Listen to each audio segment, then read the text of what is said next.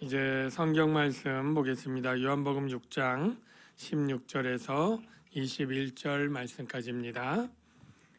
신약성경 152쪽 요한복음 6장 16절에서 21절 말씀까지 교독하겠습니다.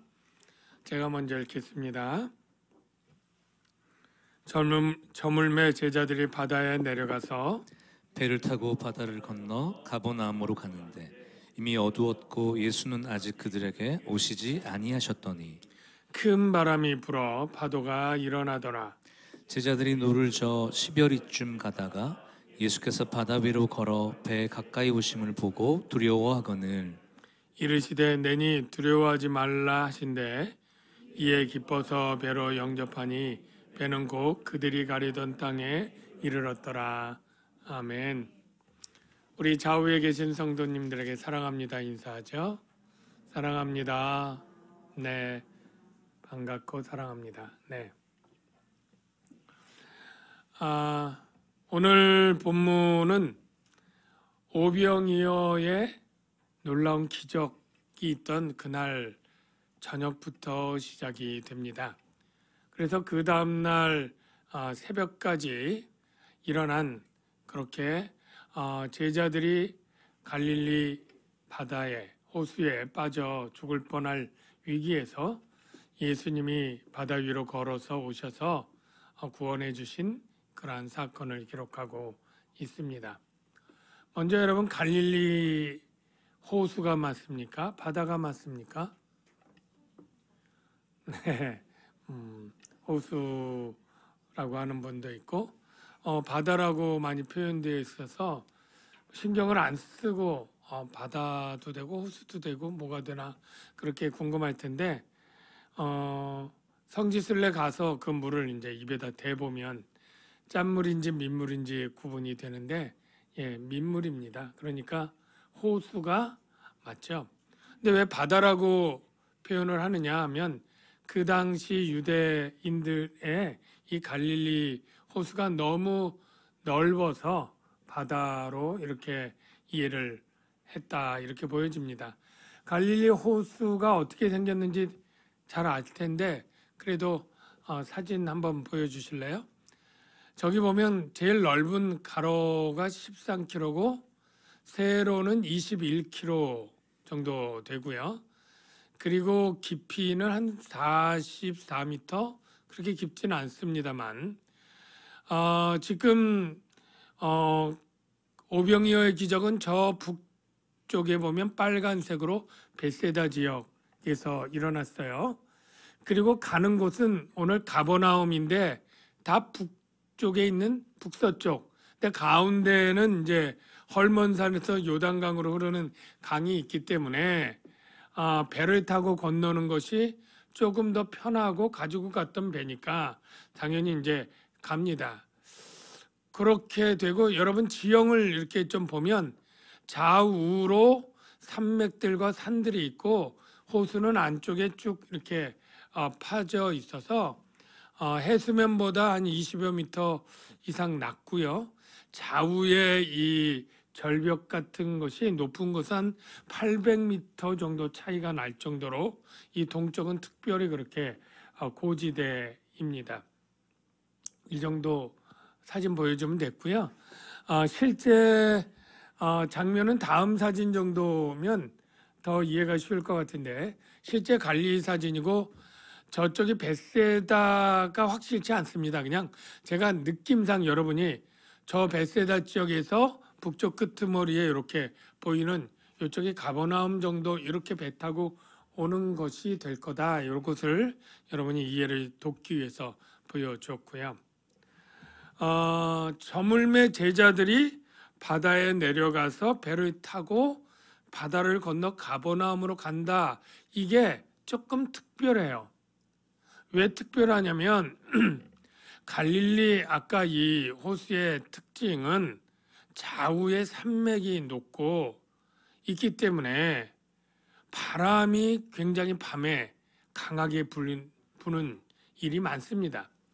여러분 중고등학교 때 과학 시간에 보면 땅하고 육지하고 바다가 있을 때 누가 빨리 뜨거워집니까? 땅이 빨리 뜨거워져요. 뜨거운 한낮의 태양에. 근데 일교차가 클 때 해가 떨어지고 찬바람이 불고 하면 어느 게 먼저 식습니까? 땅이 또 먼저 식어요. 물은 천천히 데펴지지만 식는 것도 천천히 식잖아요. 그러니까 이 밤이 되면서 차가워진 이 대륙의 이 바람이 따뜻한 이 호숫가로 몰리게 되는데, 이 좌우가 산이 뭐 800m 차이가 있다 보니까 바람도 치달려서 내려가는 식이죠. 그러면 좌우에 있는 바람들이 섞이게 되면 서로 돌풍이 되고 회전이 되고, 그래서 갈릴리 호수는 이 밤에 일교차가 특별히 큰 때에는 그렇게 돌풍처럼 휘젓게 되는 일이 생깁니다. 그러면 이런 경험을 이 제자들은 처음 겪는 일인가요? 아니면 여태까지 태어나서 사는 동안 자주 보고 자주 아는 일일까요? 자주 아는 일이죠. 그리고 이때쯤에는 위험하다는 것도 아마 아는 그런 상황일 거예요. 왜냐하면 거기엔 벳세다 출신도 있고 가버나움 출신도 있고 어부들도 있잖아요. 그러니까 누구보다 이 지역과 이 바다를 잘 아는 제자들인데, 예수님이 자기는 안 가시면서 예수님 안 가시면서 제자들 보고 급히 재촉해서 빨리 바다를 건너서 배를 타고 가버나움으로 가라고 그렇게 서둘러서 보내시는 일이 있었던 거예요. 그러면 예수님은 왜 그렇게 제자들을 그렇게 당신 빼고 보냈을까요? 이유가 뭘까요? 그 이유는 15절에 나와 있는데, 혼자 산으로 떠나가시니라. 혼자 산으로 떠나가시기 위해서 제자들을 따로 보냈는데, 그럼 혼자 산에 가서 뭐 하시려고? 그건 또 이 요한복음 말고 이게 마태복음, 마가복음에 요 본문이 있기 때문에 같이 살펴보면 기도하시러 가셨다는 거예요. 기도하시러. 그러면 무슨 기도를 하셨고 왜 이렇게 급하게 기도를 해야 하셨을까? 이게 또 궁금하죠. 그에 대한 해답도 15절에 있는데요. 15절 한번 봅시다. 그러므로 예수께서 그들이 와서 자기를 억지로 붙들어 임금으로 삼으려는 줄 아시고, 이 알게 된 이것이 원인으로 보여집니다. 오병이어의 기적을 체험한 유대인들이 남자만 5천 명이니까 우리가 최소로 잡아도 10,000명이고 많이 보는 사람은 한 2만 명까지 봅니다. 이들이 이 기적을 보고 놀란 거죠. 그리고 이 같은 능력의 분이 메시아 맞다. 우리가 이 사람을 임금으로, 여기 보니까 억지로라도 붙들어서 강제적으로라도 임금으로 세우자. 임금으로 세워서 뭐 할지는 추측이 되죠.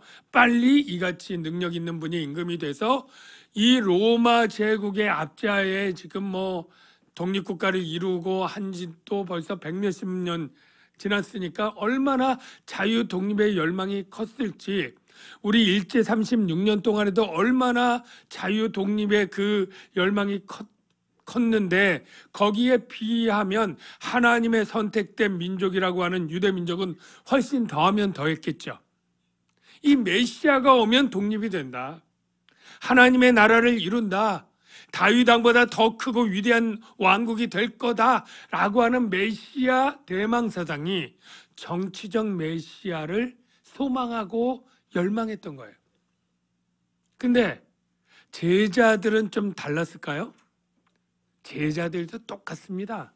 제자들 다 유대인들 아니에요, 거의.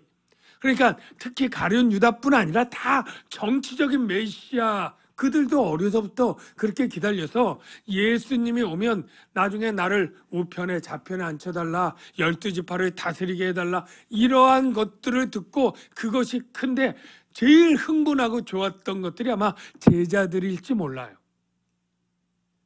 예수님은 그 제자들 먼저 분리해서 배 타고 무리들과 따로 떼어놓고, 그리고 무리들 보내고 혼자 산으로 가서 기도했는데 뭘 기도했을지 여러분 추측이 되지 않습니까?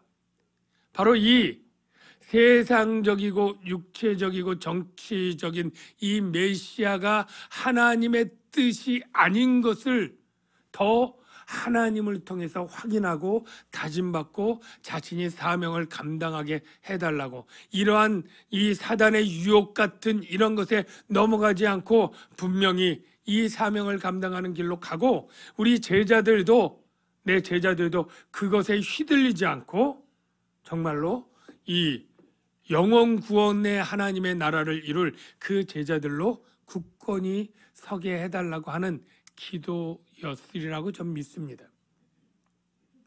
그러면서 제가 깨닫게 되는 게 뭐냐면, 예수님도 완전한 하나님, 완전한 인간이심으로 인간적인 유혹과 인간적인 욕망을 물리치기 위해서는 기도가 필요한 분이셨다라는 거예요.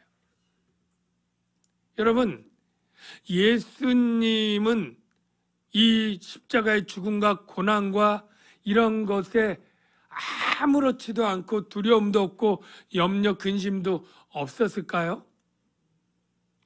예수님은 십자가의 고통이 다 감당일까 있고 뭐 이러면서 당하는 그 정도일까요?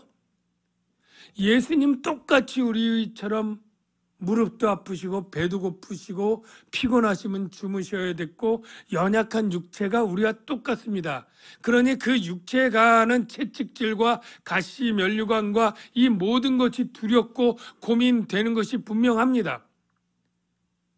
얼마나 분명하냐면 예수님이 그 전날 제자들 셋 데리고 그 밤에 겟세마네 동산에 갔을 때 한 기도 부탁이, 내가 고민하여 죽게 되었으니, 내가 고민이 너무 돼서 죽게 되었으니 너희가 나를 위해 기도해달라, 이런 부탁을 하고 기도하는데 땀방울이 핏방울같이 될 정도로 얼마나 간절히 기도했으면, 그 말은 이 죽음과 이 고난이 얼마나 예수님도 힘들고 두려운 일이기 때문에 감당할 수 있도록 간절히 기도해야만 했다는 것 아닙니까?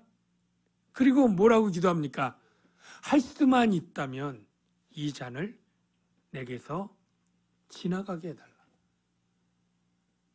그러나 내 뜻대로 마시고 아버지의 뜻대로 하옵소서 라고 은혜롭게 참 잘 맞췄지만 그 안에는 예수님도 많은 번뇌와 고민과 두려움이 있었다라는 것이죠. 그러니까 예수님이 이 무리들이 왕으로 추대하는 이 길을 걸어가면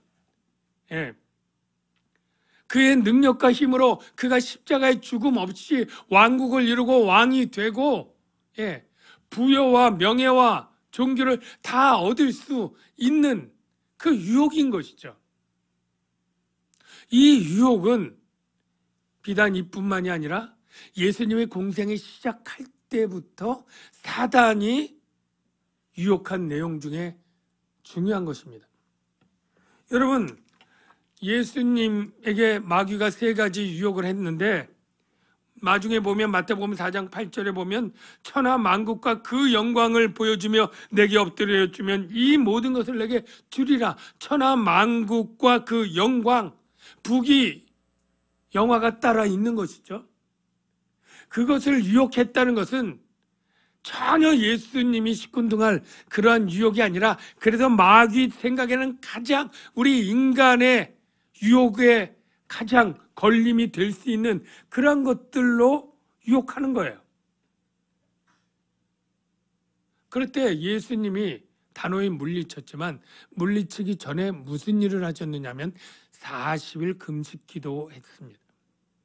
성령에 이끌려서 40일 금식 기도한 후에 그 유혹들을 단호히 물리쳤다는 것은 예수님도 영적으로 그렇게 하나님께 기도하며 하나님의 뜻과 자기의 뜻을 교감하면서 알아가고 성령의 힘을 받아서 이겨내야 되는 그러한 유혹이었다라는 것을 우리가 알게 해주는데요. 여러분, 저와 여러분이 신앙생활 할 때 이미 사단의 타깃이 됩니다.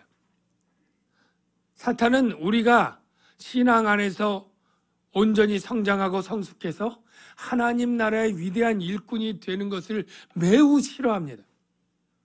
그래서 어떻게 하든 우리를 믿음에서 떨어뜨리려고 하고 구원에서 떨어뜨리려고 하고, 안 되면 우리의 신앙이 어린아이처럼 그대로 그냥 어리석은 아이처럼 있기를 바라든가 하는 그러한 일들을 하는데, 그 일들 가운데 우리를 세상적인 영광과 명예로 유혹하는 일이 참 많습니다. 그때 우리가 기도하고 성령님을 의지하지 않으면, 하나님의 뜻을 바르게 알지 않으면 얼마든지 합리화하고 넘어갈 수 있기 때문에 우리는 기도가 참 중요하다는 것을 깨달으면서, 기도의 중요성뿐 아니라 기도하는 방법이 오래 많이보다 더 중요한 것은 하나님의 뜻을 구하는 기도여야 된다는 거예요. 여러분, 기도하면 우리가 처음 갖는 생각들은 뭐냐면, 내 뜻을 하나님께 아뢰고 하나님으로부터 도움을 받고 문제 해결을 받는 이러한 간청, 간구, 이런 기도를 많이 우리는 생각을 하는 것 같습니다. 물론 아버지와 아들의 그러한 대화이기 때문에 연약한 아들이 아버지께 도움을 구하고 요청하는 기도가 당연한 것이고, 기도의 내용 가운데 들어 있어야 되는 것은 분명히 맞습니다. 그런데 이것만이 전부가 아니죠. 마치 우리가 아버지에게 가서 늘 뭐 주세요, 뭐 주세요, 등록금 주세요, 뭐 사주세요, 이런 이야기만 하고 아버지가 아들에게 하고 싶은 얘기를 귀를 막고 듣지 않는다면 그건 정상적인 대화도 아니겠죠. 정말 기도의 중요한 것은 아버지의 뜻이 무엇인지를 듣는 겁니다. 내 뜻을 아뢰는 것 못지않게 아버지의 뜻을 듣고 그 뜻대로 순종할 수 있도록 위로와 격려와 힘을 받는 것, 이게 기도의 중요한 것입니다. 예수님이 하나님의 뜻을 모르진 않겠죠. 그런데 예수님도 이러한 유혹에 있을 때 다시 한번 내가 메시아로서 나를 향한 하나님의 뜻, 즉 유대인의 정치적 왕이 아닌 온 나라, 온 세상의 구원자로서 영혼을 구원할 뿐 아니라 온 우주 만물, 죄로 인해 파괴된 피조물까지도 회복해서 죄로 인한 썩음과 부패에서 건져서 썩지 않을 영광의 하나님의 나라를 완성하는 그 하나님의 구원, 이것들을 다시 한번 기도를 통해서 확인하고 확증받고, 어떤 어려움이 있어도 그 뜻을 변치 않을 그러한 힘을 공급받고, 제자들 또한 그러한 하나님의 뜻을 바로 깨달아 알도록 하는 중보의 기도를 하면서 그렇게 그 시간을 버텼다고 생각이 됩니다. 몇 시간이요? 여러분, 예수님이 기도한 시간이 얼마나 되는지 따져보면 나오는데, 우리가 한 두세 시간 기도했나? 이렇게 쉽게 생각할 수 있는데요. 따져보면 9시간입니다. 여러분, 지금 저물 때 지금 출발하잖아요. 이 저물 때는 그 당시는 시간이 24시간 세분화된 게 아니라 유대 시간은 저녁을 4등분합니다. 초경, 2경, 3경, 4경. 저녁 해지는 6시부터 해 뜨는 아침 6시까지 12시간을 4등분하면 3시간씩 되겠죠. 저물 때는 그러니까 저녁 6시에서 밤 9시까지인데 그냥 편의상 7시 반으로 합시다. 7시 반. 딱 중간. 그러면 4경에 예수님 오시잖아요. 이 4경은 새벽 3시부터 새벽 6시까지가 4경입니다. 맨 끝에니까. 그러면 딱 반으로 하면 4시 반이죠. 새벽. 자, 저녁 7시 반에서 새벽 예수님 올 때 4시 반까지 계산하면 9시간입니다. 뭐 물론 오가는 시간 빠지면 적어도 8시간을 기도한 거고요. 제자들은 9시간을 지금 바다에서 헤매고 있는 거예요. 그러니까 예수님도 기도가 필요했다는 거예요. 슬쩍 기도하는 게 아니라 유혹이 있을 때 하나님의 뜻을 깨닫고 그 뜻대로 순종하도록. 그렇다면 훨씬 더 죄악되고 훨씬 더 연약한 우리들은 당연히 기도해야 되겠죠. 어떤 때요? 하나님의 뜻을 바르게 알아야 될 때.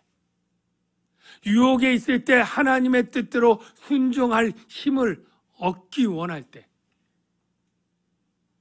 어떤 분들은 오히려 하나님의 뜻을 알까봐 기도하기 싫다고 그런 분도 있어요.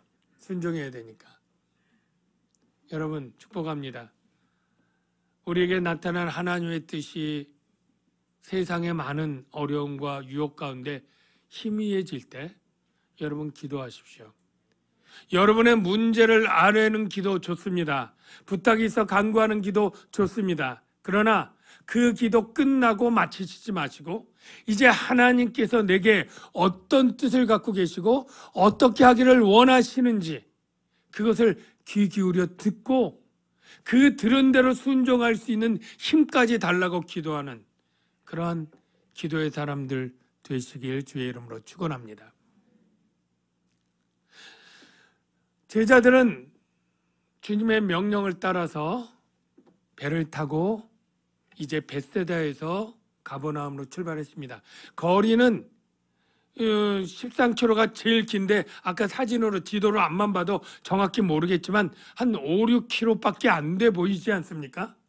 그 정도 거리를 가는데요. 출발하고 나니까 이미 깜깜해졌습니다. 밤이 먼저 왔어요. 밤만 온 게 아니라 맞바람이 왔습니다. 여기 보면 바람은 안 나오는데 다른 데 보면 바람이 거스름으로, 그러니까 맞바람이에요. 역풍인 거예요. 그 당시에 동력은 엔진이 아니잖아요. 다 풍력을 이용해서 이 돛을 이용해서 또는 노를 저어서 이렇게 가는데 이 맞바람이면 얼마나 가기 힘듭니까? 전에 제가 인터넷에서 보니까 이 맞바람에도 돛을 달고 가는 방법이 있더라고요.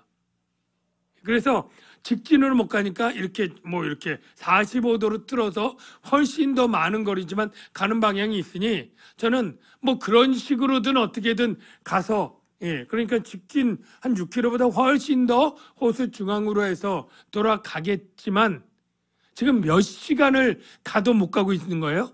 9시간. 여러분 상상해 보십시오. 이 9시간 바람이 일고 파도가 쳐서 배는 출렁거리는데 맞바람에다가 이 노를 짚고 돛을 해도 이 보이지도 않고 깜깜한 이 밤에 정말 어떻게 보면 추풍 낙엽처럼 이리저리 다니면서 헤매고 있는데 가장 이 문제 해결의 쉬운 방법이 뭘까요? 누가 말하는 거죠? 역풍을 순풍으로 바꾸는 방법. 뭐예요? 뒤돌아가면 된다. 벳세다에서 가버나움으로 가는데 맞바람이면 순풍이 들면 어떻게 해요? 뒤로 확 뒤집으면 되는 거죠.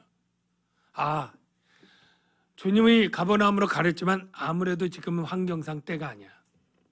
지금은 우리가 죽을 위험인 것 같아. 그냥 벳세다로 돌아가자. 명령 불순종하면 되는 거죠. 그리고 늦게 하루 이틀 지나서 가지 뭐. 여러분 그들은 지금 왜 싸우고 있습니까? 벳세다로 돌아가려고 했으면 진작 돌아가면 되는데 주님의 명령대로 즉시 재촉해서 보내니까 그 명령에 순종하고 가버나움으로 벳세다 아닌 가버나움으로 지금 순종해서 가고자 하니까 이 맞바람에 이 풍랑에 지금 죽을 위경에 처한 것 아닙니까? 그러면 우리가 이렇게 정리하면 되죠. 주님의 명령이 온전히 순종할 때에도 위기와 어려움은 닥친다. 여러분 대부분 아시겠지만 혹여 어떤 분들은 내가 말씀대로 다 순종했는데 내가 불순종하면 주님이 형벌로서 장애물도 주고 고난도 주지 아니 내가 말씀대로 지금 열심히 신앙생활 해보려고 하고 교회도 열심히 하고 봉사도 하는데 왜 나에게 가정에 이런 문제가 생기고 이런 질병이 생기고 이렇게 사업이 안 되고 관계가 틀어지고 비난하는 사람들이 생기냐? 그건 내 책임 아니야. 그리고 포기한다면 그거 착각입니다. 분명히 뭐예요? 주님의 말씀대로 온전히 순종하는데도 어려움과 위기가 생기는 일이 있다 없다? 있다. 그러니까 여러분들이 내가 주님의 온전히 순종하지 못해서 어려움 생기면 뭐 그걸 회개하고 뭐 돌이키면 되는데 순종해도 어려움 생길 수 있다. 사도 바울이 주님의 명령에 순종하는데 가는 데마다 탄탄대로가 아니었잖아요. 오히려 가는 데마다 방해가 있고 대적이 있고 감옥에 갇히고 매 맞고 얼마나 많은 고난들이 주님의 순종하니까 닥칩니까? 여러분 왜 그럴까요? 하나님 왜 그러셨을까요? 예수님이 천지를 주관하고 바다를 주관하는 하나님 분명할 텐데 왜 제자들 뻔히 그렇게 고생하고 죽을 위경에 있는 것 알 텐데 그때 허락하고 보내시고 당신이 산에서 기도할 때 보니까 얘네들 힘들겠네. 그때 생각난 것이 아니지 않겠습니까? 이미 아신 분 아니겠습니까? 참새 한 마리 떨어지는 것도 다 아는 분인데 왜 그러셨을까요? 여러분 이것 생각해보면 출애굽 사건이 실마리가 될 수 있을 것 같아요. 여러분 출애굽 사건이 뭡니까? 애굽의 노예로 있던 이스라엘 백성들을 모세 통해서 구원해 내잖아요. 홍해를 갈라서 기적적으로 구원하고 따라오는 애굽들은 홍해 수장시키는 이 놀라운 사건을 통해서 해 주시잖아요. 그런데 그들이 홍해를 건너고 하나님이 약속한 젖과 꿀이 흐르는 가나안 땅에 가려면 6일 만에 가는 길이 있어요. 해안길을 따라가면 6일 만에 가요. 그런데 하나님은 그 길로 아니고 광야로 인도해서 무려 몇 년이요? 40년. 정말로 뺑뺑이도 이런 뺑뺑이가 없을 정도로 온갖 광야에서 물었고 간절하고 해충과 독충이 있고 힘들고 이 한 이곳에서 40년을 돌립니다. 아니 왜 그러시느냐고요? 근데 모세가 나중에 이 가나안 땅 들어가기 딱 전에 하나님으로부터 깨달은 것을 말씀하는데 그게 신명기죠. 신명기에 뭐라고 되어 있느냐 한번 보겠습니다. 신명기에 보면 8장 2절 3절 봅시다. 내 하나님 여호와께서 이 40년 동안에 내게 광야 길을 걷게 하신 것을 기억하라. 이는 너를 낮추시며 목적이 하나 낮추시는 게 있어요. 사람의 교만과 스스로 무엇인가 잘 알고 똑똑하다고 하는 이러한 것들을 깨트리고 낮추시는 거죠. 그리고 너를 시험하사 내 마음이 어떠한지 그 명령을 지키는지 지키지 않는지 알려 하심이라. 이게 1차적 목적이에요. 하나님의 말씀을 얼마나 잘 지키냐 못 지키냐. 그런데 그것을 아는 것에서 끝나지 않고 더 그것을 기반으로 하나님이 하고자 하는 최종적인 목적이 있어요. 뭐냐면 바로 사람이 떡으로만 사는 것이 아니요 여호와의 입에서 나오는 모든 말씀으로 사는 것을 내가 알게 하려 하심이라. 하나님이 그렇게 돌린 목적은 뭐냐면 백성들이 좀 알도록 어떤 암이 있어야 되냐면 사람은 하나님으로 산다. 제일 줄이면 사람의 생명과 이 모든 것은 하나님으로 말미암아 사는 것이지 우리가 인생 가운데 육체에 필요한 것들 채우고 뭐 이렇게 해서 사람이 사는 게 아니라 하나님으로 말미암아 사람은 산다.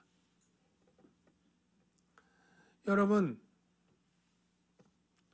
오늘 또 이렇게 교회 소식 가운데 들었지만 우리 슬아가 또 천국에 가고 죽었을 때 마음이 참 슬프고 할 텐데 우리가 하나님이 위로의 말씀은 예수 믿는 자는 결코 죽지 않는다는 거예요. 세상 사람 눈에는 죽음이지만 살아서 나를 믿는 자는 결코 죽지 아니하리라. 이미 사망에서 생명으로 옮겼다. 그러면 그것은 무엇이냐? 그의 몸이, 썩어질 몸이 사라지고 썩지 않을 몸을 받기 위한 과정인 거예요. 그래서 우리의 슬픔은 사망했기 때문에 슬픔이 아니라 보지 못하는 이별의 슬픔이지, 죽음으로 완전히 끝나서 없어지는 그러한 것 때문에 슬퍼하는 세상 사람들처럼 슬퍼하지 말라고 주님이 가르쳐주고 죽지 않았다고 주님이 말씀하는 거예요. 똑같습니다. 이스라엘 백성도 그냥 그 인생 살고 끝나면 되는 거예요? 가나안 땅에 살다가 죽으면 성공한 인생이 되는 거예요? 그 인생도 그 영혼들도 영원히 영생을 얻을 그러한 존재여야 같이 있는 것이지, 그냥 빨리 가나안 땅 40년 일찍 들어가가지고 그냥 우상 숭배하고 하나님 모르고 그냥 살다가 그냥 오래오래 살다 죽었더라, 그러면 완전한 구원이 된 거예요? 정말 구원은 이 세상의 삶이 아니고 이 세상에서 하나님을 온전히 믿고 알아서 그 영혼이 예수님 재림할 때 구약이든 신약의 성도든지든 믿는 자들이 부활 영생에서 하나님 나라에 오는 이 생명, 이게 본질이고 이게 중요한 것이잖아요. 바로 주님은 그게 중요한 거예요. 그래서 사람이 어떻게 사느냐? 하나님으로 사는 것이다 라는 것을 이 출애굽 성도에도 가르쳐 주었고, 지금 제자들에게도 마찬가지예요. 지금 떡 먹고 이 세상에 정치적으로 잘 사는, 그래서 한평생 살아가는 이 두 번째 단계 인생이 아니라 바로 예수 하나님을 믿음으로 참된 영원한 생명을 얻는 것이 훨씬 가치 있고 중요하기 때문에 이 갈릴리 호수에서 죽을 고비를 건지면서도 그들에게 예수 하나님, 예수 구원을 뼈에 새기도록 가르쳐주기 위한 교육이었다. 저는 그렇게 생각을 합니다. 예수님이 이제 그들이 거의 9시간이면 초죽음이 되고 이제 탈진하고 기력 없어서 노를 저을 힘도 아마 다 뭐 토하고 뭐하고 하여간 이 낮에 그렇게 일했는데 밤새 그냥 잠 안 자고 있는 것도 힘들 텐데 새벽 4시 반까지 노조금 출렁거리고 싸웠다면 완전 녹초가 되지 않았겠어요? 죽기 일보 직전이죠. 그때 예수님이 딱 오셔요. 제가 1890년도에 러시아 화가가 그림을 그렸더라고요. 그 장면에 좀 비슷한 그림 사진 한번 보여주실래요? 사진, 네. 자막팀, 네. 저기 보면 예수님 보이나요? 희미하게 보이죠. 물론 요거는 베드로가 그 후에 이제 나도 걷게 해달라고 나간 장면까지 그랬는데, 하여간 그 어두운데 저 하여간 빛나는 예수님이 저 뒤에서 오고 여기 이제 제자들이 탄 배 그린 건데 조금 사진은 잘렸습니다. 하여간 이렇게 오니까 제자들이 뭐라 그래요? 유령이다. 예. 일단 이렇게 빛나게 오는 것도 이상하지만 물 위를 걸어올 수 있는 사람은 생각지 못한 것이죠. 생각지 못한 거예요. 그러니까 유령이다. 그렇게 외쳤어요. 근데 예수님이 뭐라고 하시냐면 나다. 내니 두려워하지 말라. 여러분, 요게 그냥 넘어가면 아무것도 아닌 것 같은데 바로 예수님이 하나님이다라는 것을 증명하는 사건으로 요한이 등장시키는 것입니다. 여러분, 이 바다에 대한 개념이 유대인들은 이 바다는 갑자기 막 뒤집었고 그때는 해양 스킨스쿠버도 없고 하니까 바다 속은 알 수가 없는 거예요. 그러니까 바다에는 무슨 괴물이 있고 사단이 지배하는 그러한 것들만 생각하고 있어요. 바다에 대한 두려움과 공포가 있는데 이 바다를 정복할 수 있는 분은 여호와 하나님밖에 없다고 생각해요. 그래서 이 시편이나 이런 데 보면 메시아가 오면 바다를 밟고 오신다. 이런 표현들이 있는 거예요. 예. 욥기 말씀을 볼게요. 욥기 몇 장인가요? 9장 8절에 보면 그가 홀로 하늘을 펴시며 바다 물결을 밟으시며, 그러니까 여호와 메시아가 바다 물결을 밟는 분으로 유대인들은 인식하고 시를 이렇게 쓴 거예요. 근데 예수님이 지금 공중에 구름 타고 오실 수도 있잖아요. 혼자 노짓고 오실 수도 있잖아요. 근데 바다를 밟고 오셨다? 예.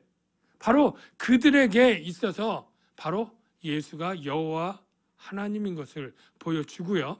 두 번째 단계가 뭐냐면 내니라고 하는 표현은 직역이 아니고 사실은 에고 에이미라고 하는 아주 유명한 요한복음에 여러 번 나오는 헬라어인데 에고는 나는이라는 뜻이고 에이미는 비동사예요. 우리나라 말로 하면 이다. 뭐 그런 뜻이에요. 나는 이다. 그래서 더 정확한 해석은 나는 나다. 뭐 이렇게 하는데 나는 나다? 그건 좀 이상하고 그 비동사는 존재한다 이런 뜻이 있기 때문에 나는 존재하는 자야. 이런 뜻도 돼요. 근데 더 중요한 의미는 바로 여호와 하나님이 자기 이름을 표현할 때 이렇게 표현한다는 거예요. 여러분 출애굽기에 보면 모세가 하나님을 어디에서 만나요? 떨기나무에서 불이 타는데 타지 않는 한 분이 계셔요. 신비롭죠? 바로 그분이 여호와 하나님이에요. 그분이 모세를 불러 사명을 줘요.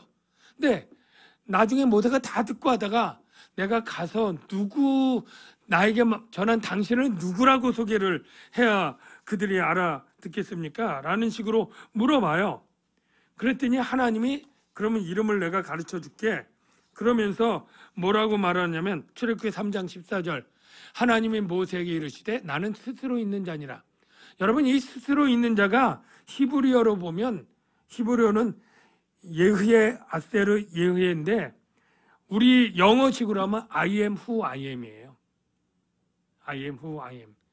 그러니까 I am who I am. 지금 예수님이 I am 이렇게 얘기를 하잖아요. 여호와 하나님도 히브리어지만 I am.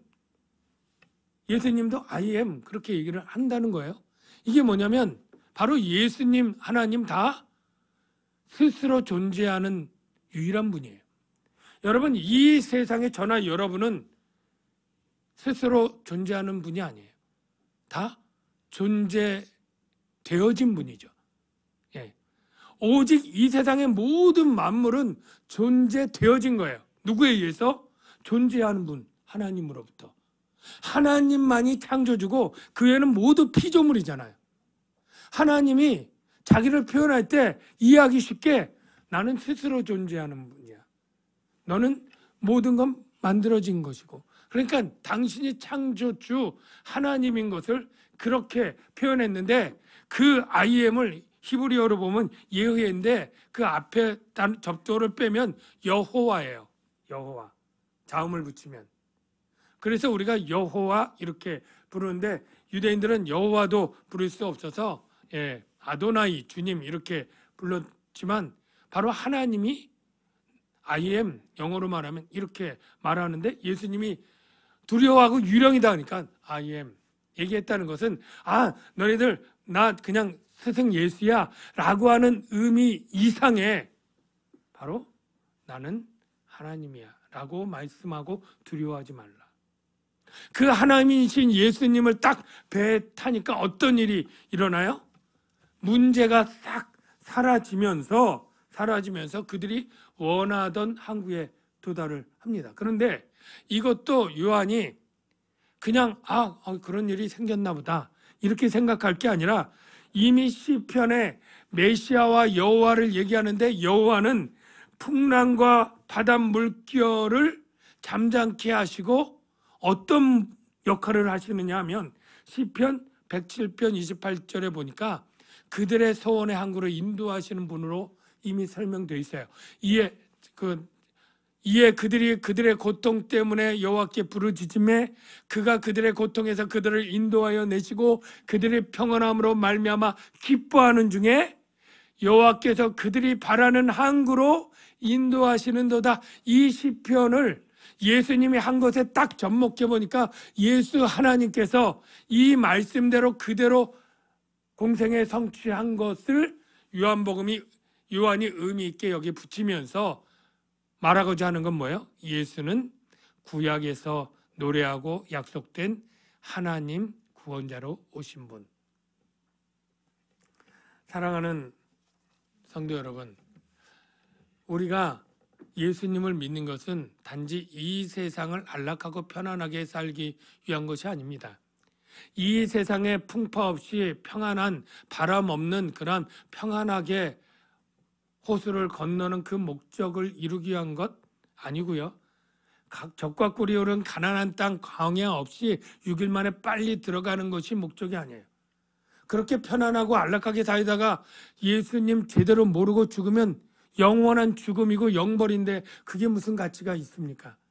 오히려 그러한 고난 가운데 오직 우리의 구원자는 예수님밖에 없다는 확실한 믿음 가지고 그 끝날까지 믿음의 승리를 해나가며 하나님의 뜻을 기도로 묻고 깨달으면 그 뜻을 순종하면서 나가는 그 삶이 의미 있는 삶이 아니겠습니까? 저와 여러분의 그런 인생이 되시길 주의 이름으로 축원합니다. 기도하겠습니다. 하나님 아버지 감사합니다. 우리가 힘들고 어려운 삶, 바다의 거친 폭풍과 이 돌풍 가운데 우리가 피해 달아나거나 하는 것이 아니라 주님 의지에서 이기고 승리하는 삶 살게 하옵소서.